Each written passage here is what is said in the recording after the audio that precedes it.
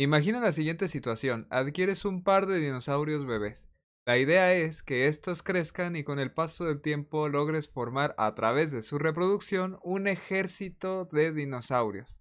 Para tener una idea de qué tan grande es tu ejército, empiezas a contar los pares de dinosaurios que tienes con el pasar de los meses. De modo que, en un inicio tienes un par de dinosaurios. Después de un mes, estos pequeñines habrán crecido, alcanzando la madurez, pero aún así seguirías teniendo un par de dinosaurios. Como mencionamos, ya están maduros, ya pueden empezar a conocerse un poco mejor, ¿sabes a lo que me refiero? Guiño, guiño. Y ellos podrán tener su primer descendencia. En particular, van a tener una parejita de dinosaurios bebés. Ahora, tú tendrás dos pares de dinosaurios. Nuevamente, al pasar otro mes, tendrás la pareja original, tus hijos que ya habrán crecido y los nuevos hermanos, porque los papás han tenido otro par de dinosaurios bebés. De modo tal que ahora tú tienes tres pares de dinosaurios. Al pasar otro mes, bueno, pues los pequeñines también van a crecer y los otros dinosaurios que ya son adultos, incluidos los papás, van a tener otra vez su respectiva descendencia. De modo que ahora tú tendrás 5 pares de dinosaurios. Si tú continúas de esta manera, bueno, pues entonces te darás cuenta que al siguiente mes, otra vez, aquellos que ya eran adultos tendrán su respectiva descendencia, por lo que ahora tendrás 8 pares de dinosaurios. ¿Puedes notar algún patrón en el número de pares de dinosaurios? Creo que sí, Emilio. Me doy cuenta que el número de pares de dinosaurios al tercer mes es 2. Y 2 es la suma de 1 más 1, que son los números de pares de dinosaurios en los 2 meses anteriores. Y este patrón sigue. Por ejemplo, el 3 es 2 más 1, pero el 5 es 3 más 2, mientras que el 8 es 5 más 3. Entonces, ¿qué onda, Emilio? ¿Qué onda con ese patrón? Porque me imagino que si siguen pasando los meses, bueno, pues los dinosaurios van a seguir de glotones, de modo que van a seguir teniendo más y más y más y más descendencia. Por lo que, bueno, mira, puedo empezar a generar nuevos y nuevos y nuevos y nuevos números con este patrón. Es correcto, y es que si nos ponemos a pensar, en realidad este patrón podría empezar un poco antes, desde que hay 0 dinosaurios. Los únicos números que nosotros necesitaríamos para construir dicha sucesión es el 0 y el 1, dado que el siguiente número sería la suma de estos dos números con los que inicio, es decir, el siguiente número sería 0 más 1, 1. Después, el siguiente sería 1 más 1, 2. El siguiente, 1 más 2, 3. 2 más 3, 5, 3 más 5, 8, 5 y 8, 13, y así. Esta sucesión es famosísima y recibe el nombre de la sucesión de Fibonacci. Recordarás del apareamiento de dinosaurios que nosotros contabilizábamos el número de pares de dinosaurios mes tras mes. Es decir, dependiendo del mes en el que te encuentres, será el número de pares de dinosaurios. Por lo que nosotros podríamos definir a un entero n de tal manera que, por ejemplo, si n vale 0 y n vale 1, bueno, pues nosotros estaríamos haciendo referencia al primero y al segundo número de Fibonacci. El siguiente número, f2, sería la suma de los números anteriores, es decir, f1 y f0. De manera general, nosotros podríamos entablar la siguiente ecuación. Si nosotros buscamos un número de Fibonacci, bastará con sumar los dos números de Fibonacci que lo anteceden.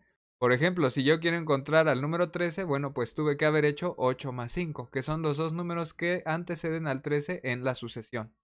Como puedes ver, acabamos de escribir una ecuación. No lo llamemos de otra forma, simple y sencillamente es una ecuación. Esa ecuación lo que hace es expresar la relación existente entre los valores de la sucesión de Fibonacci.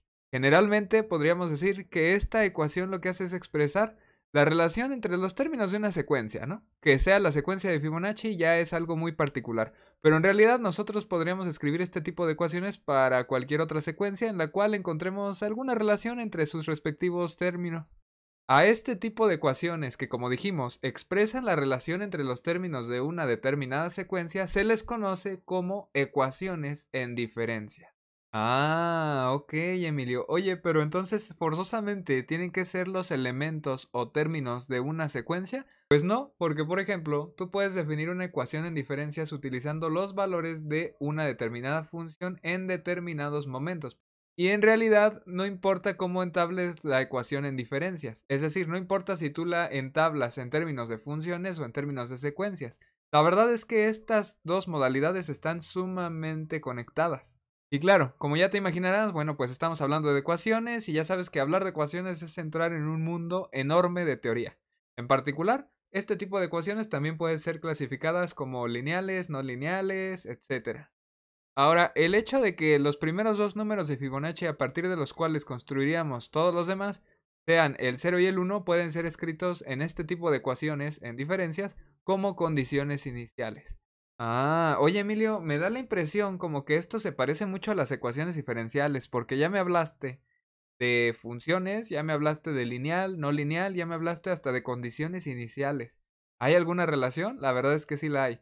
Y antes de profundizar en eso, que yo creo que lo haremos en otro video, permíteme decirte que esos métodos para resolver ecuaciones diferenciales son bienvenidos aquí, en las ecuaciones en diferencias.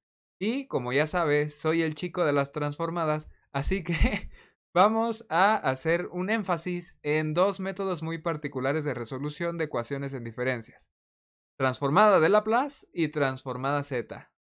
Si tú logras resolver la ecuación en diferencias para el término f sub n, tú tendrías acceso al término n de la sucesión de Fibonacci. Es decir, lo único que tú tendrías que hacer sería darle un valor de n para que te dé el término 1000 o el término 1500 o el 1.600.000 de la sucesión de Fibonacci, sin estar construyéndolos poco a poco, sin hacer talacha, nada raro, porque así tendríamos acceso a un término general de la sucesión de Fibonacci.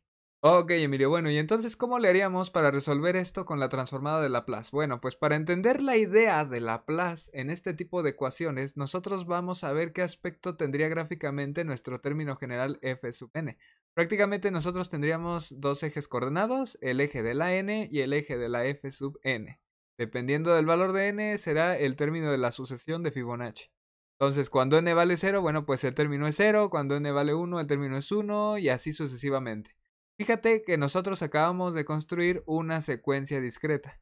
Con transformada z esto no daría demasiado problema. Pero, ¿qué ocurriría con la transformada de Laplace que requiere un dominio totalmente continuo? Si el problema es que no hay una continuidad para aplicar en el dominio de Laplace, bueno, pues nosotros la vamos a entablar a partir de funciones constantes. Recuerda que nosotros podemos encontrar transformada de Laplace de funciones escalonadas. Entonces, de esta manera, fíjate que nosotros tendríamos varios tramos de funciones constantes.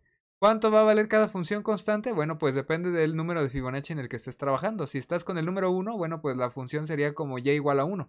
Si estás con el número 5, bueno, pues la función sería y igual a 5 y así sucesivamente. Lo único que tendríamos que hacer sería recortar a dicha función constante, ya que solo quiero un pequeño pedazo de ella. Esto es, nosotros definiríamos una función y en el tiempo, es decir, en el dominio continuo, en el dominio que Laplace trabaja, la cual tomaría el valor de cada uno de los números de Fibonacci. Es decir, es una función constante. Nada más que esa función estaría definida en un intervalo de t desde n hasta n más 1. Acuérdate que mi eje de la n es un eje en donde hay números enteros, el 0, el 1, el 2, el 3. La separación entre cada uno de ellos pues es unitaria, entonces por eso vamos a analizar a t dentro de n y su consecutivo, n más 1. Ahora, fíjate que el extremo izquierdo del dominio para t es el que se lleva la desigualdad no estricta, es decir, es en donde sí se vale la igualdad, que t pueda llegar a valer n. Y esto es por la gráfica que nosotros generamos. Fíjate que todos los puntos coinciden con el extremo izquierdo del segmento en cuestión. Por lo tanto, lo que pasaría es que en el extremo izquierdo nosotros adoptaríamos el valor de ese número de Fibonacci, mientras que al finalizar el segmento en el extremo derecho, es decir, el que corresponde a n más 1, ya no lo tomamos. Por eso ahí, en el extremo derecho, la desigualdad es estricta. Es ahí donde damos el brinco al siguiente número de Fibonacci. Ah, ok, Emilio. Ok, entonces depende de cada escaloncito en el que estemos trabajando. Ahora sí, con esto en mente podemos reescribir a nuestra ecuación en diferencias en términos de funciones. La ecuación a resolver ahora sería la siguiente. Déjame darte un spoiler respecto a la gráfica de esa función escalonada que acabamos de formar. Si tú tomas dentro de un subintervalo de esos de n hasta n más 1, un valor que esté sobre la recta horizontal azul, ¿cuánto valdrá la función en ese valor? Por ejemplo, si yo tomo en el intervalo desde 0 hasta 1 al número 0.5. En ese subintervalo desde 0 hasta 1, el número de Fibonacci es el 0. Ahí corresponde el puntito, lo tienes ahí en el origen del plano cartesiano. Y de hecho, si nosotros nos vamos, por ejemplo, al 1.5, ahora sería el 1. Si nos vamos al 2.5, nuevamente sería el 1. Si nos vamos a cualquier otro, siempre va a ser el entero que está a la izquierda, Emilio, porque ese entero corresponde con el número de Fibonacci en cuestión. Correcto. Y esto corresponde con la definición de la función piso. Ahora sí, nosotros todo lo que tendríamos que hacer entonces es aplicar transformada de Laplace a nuestra ecuación. Perfecto, Emilio. Bueno, pues luego empezando. La transformada de Laplace de y de t más 2. Bueno, pues y de t más 2 es una traslación de la función y de t. Entonces nosotros podríamos usar los teoremas de traslación de Laplace, Emilio. Tú ya tienes un video hablando sobre eso. Es muy buena idea lo de los teoremas de traslación. Sin embargo, hay algo que tenemos que considerar. Como puedes ver, ahí tengo la miniatura de aquel video.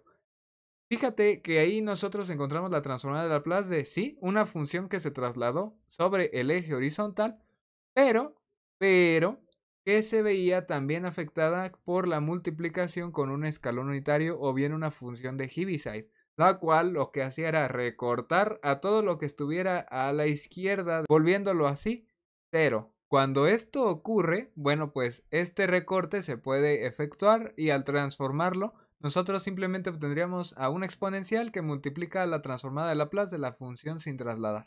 Pero permíteme enseñarte que en este caso no necesariamente pasa esto, dado que no tendemos a ningún escalón unitario, ¿verdad? Por lo tanto, tendremos que acudir a la definición de transformada de Laplace para encontrar cada uno de esos pares transformados que necesitamos.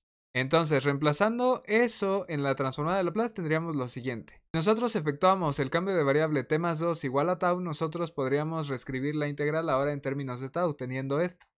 Fíjate que mi integral me quedó desde 2 hasta infinito. Como puedes ver, aquí la integral nos quedó desde 2 hasta infinito. Si te fijas, se perdió un tramo, por así llamarlo, de la transformada de Laplace, aquel que iba desde 0 hasta 2, porque si recuerdas, la transformada de Laplace va desde 0 hasta infinito.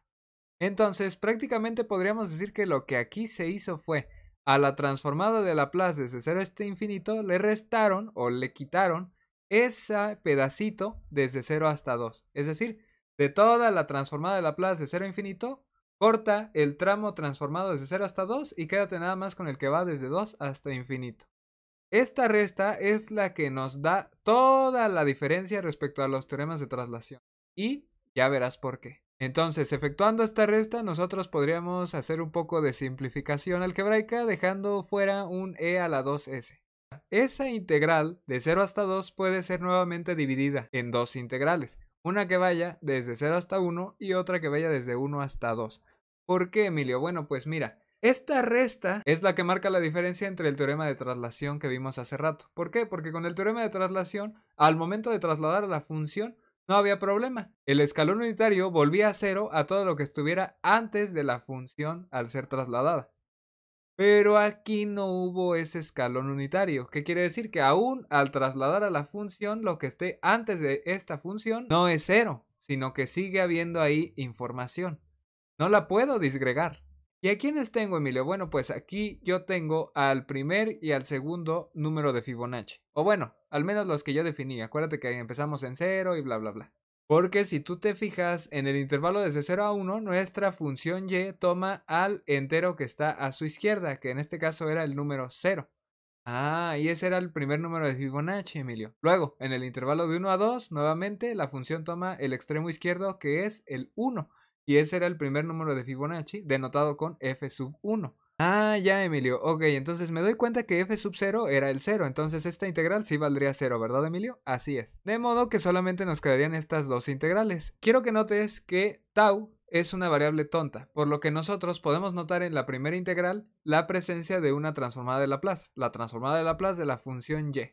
Del mismo modo, nosotros podemos evaluar fácilmente la segunda integral y tras aplicar el teorema fundamental del cálculo, nosotros obtendríamos lo siguiente. Y si nosotros simplificamos un poco algebraicamente esta expresión, nosotros tendríamos lo siguiente. Recuerda, este es el resultado de la transformada de la función y de t más 2. El siguiente término que nos hacía falta transformar era y de t más 1. Entonces, bueno, pues aquí va a pasar algo muy interesante que quiero que veas. Nuevamente, si nosotros aplicamos la definición de transformada de Laplace, el cambio de variable t más 1 igual a tau, reescribimos, generamos esta resta de integrales de la transformada de Laplace de 0 a infinito, menos el pedacito de 0 hasta 1, Bueno, pues nosotros podríamos factorizar a un e a la s para tener lo siguiente. Y en la segunda integral, aparte de factorizar al e a la s, vamos a notar algo. Estoy trabajando en el intervalo desde 0 hasta 1. ¿Te acuerdas? La función escalonada azul que yo definí, ¿cuánto valía en este intervalo de 0 hasta 1? Valía el entero que era el extremo izquierdo, Emilio, o sea, el 0. Era el primer número de Fibonacci. Exactamente. Por lo que ahora nuestra resta quedaría de la siguiente manera. Y como ese primer número de Fibonacci fue el 0, bueno, pues entonces esta integral se anularía y aquí sí nos quedaría nada más la exponencial multiplicada por la función transformada. Aquí ocurre algo que coincide con el resultado del teorema de traslación. ¿Por qué coinciden los resultados, Emilio, si aquí ya me acabas de decir que no hay un escalón unitario? Porque es como si realmente a la izquierda de la función trasladada hubiera un 0, dado que en este intervalo desde 0 hasta 1 la función escalonada que dibujamos se anula, dejando únicamente al minuendo. Ese minuendo es el mismo que aparece en el teorema de traslación de Laplace que vimos hace rato con la función escalón unitario y demás. Ah, ya, Emilio. No, pues qué bueno que se anuló, así ya por lo menos esta no estuvo tan tardada como la anterior. Así es, entonces concluimos que la transformada de Laplace de y de t más 1 no es más que e a la s por la función y mayúscula de s. Hecho esto, ahora sí puedo reemplazar la información en la ecuación original. La transformada de Laplace de y de t, pues en realidad no necesito encontrarla por definición, dado que ya sé que es una función y mayúscula de s. Entonces, reemplazando la información, tendríamos lo siguiente. Si comenzamos nosotros a factorizar a y de s para despejarla, nosotros tendríamos lo siguiente. Y fíjate que ahora todo lo que hay que hacer es encontrar transformada de Laplace inversa. Híjole, Emilio, y es que ahí está el problema, porque eso se ve sumamente extraño. No parece que eso me vaya a salir en las tablas de transformadas de Laplace, Emilio. Exactamente, pero si tú te acuerdas, en este canal también ya habíamos hecho un video de un tipo de transformada inversa de Laplace que no aparecía en las tablas de transformada de Laplace. Me parece que no lo has visto, ¿verdad? Ve a verlo, por favor, no te lo pierdas porque fíjate que ese tipo de expresiones salen aquí.